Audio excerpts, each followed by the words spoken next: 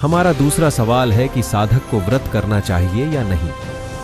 अगर आप चाहते हो कि आपके जीवन की दरिद्रता आपके जीवन से समाप्त हो जाए तो आपको नवरात्रि का व्रत करना चाहिए। ये जो नवरात्रि के व्रत हैं बड़े ही सुंदर हैं। भगवती जगदम्बा की पूजा, हवन और ब्राह्मण भोजन कराना चाहिए। व्रत के श्रद्धा पालन करने से ज्ञान और मोक्ष तथा सुलभ हो जाते हैं, सुख और संतान की प्राप्ति होती है तथा शत्रु के पैर भी नहीं टिकते जो माता रानी के नवरात्रों का व्रत करते हैं।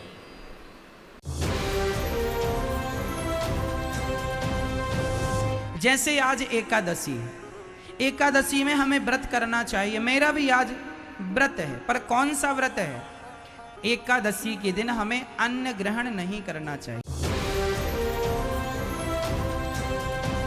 तो इस तरह से हमें समझना चाहिए कि हम अगर व्रत करें तो इसमें एक इमोशनल एस्पेक्ट भी है, और साथ में भगवान कहते हैं जो व्रत रखते हैं उनके हृदय में कृष्ण प्रेम बढ़ता है, उनके शरीर का शुद्धि होती है, उनके अहंकार का नाश हो जाता है।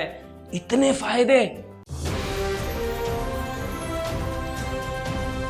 मंगलवार का व्रत प्रातः काल सूर्योदय के पूर्व में उठ जाना है। स्नान आदि निवृत्त करने के बाद में बागे श्री हनुमान जी महाराज का स्मरण करना है, उनका दर्शन करना है। हनुमान चालीसा आदि पाठों का जो भी आप पाठ का नियमावली पद्धति में लिए हो उनका पाठ करना है। और व्रत के पूरे दिन कोशिश करें कि कम से कम लोगों को स्पर्श हो।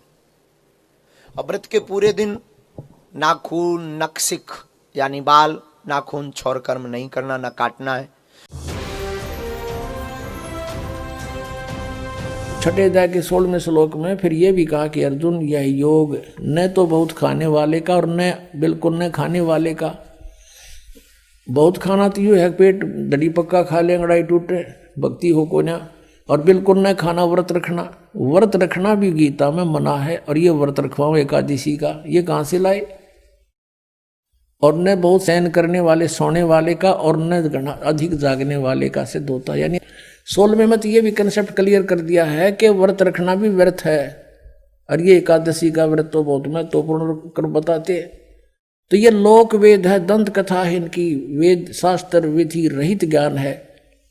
उसके करने से कुछ भी लाभ नहीं होगा। गीता जी अध्याय नंबर 16 के श्लोक नंबर 23 के अनुसार।